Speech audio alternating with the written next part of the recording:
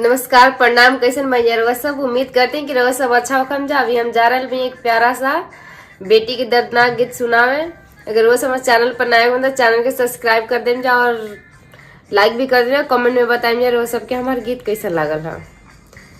अरे रोवली पीरिती हो बेटी पापा जी के हो जंघिया। अरे पापा जी के हो जंघिया।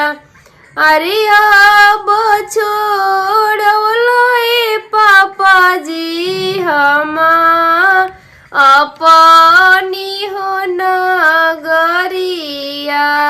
अरे अपनी हो नगरिया। अरे चुप हो खा चुप ए बेटी पोछा न हो लोरावा। अरे पोछा न हो लोरावा। अरे फिर बोलबो बेटी अपनी हो ना गरिया।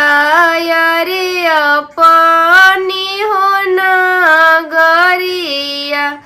अरे रोवेली पीरिती हो बेटी पापा जी के हो जंघिया। अरे चाचा जी के हो जंघिया।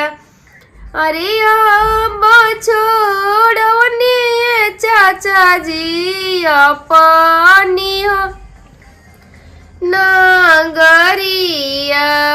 अरे अपनी हो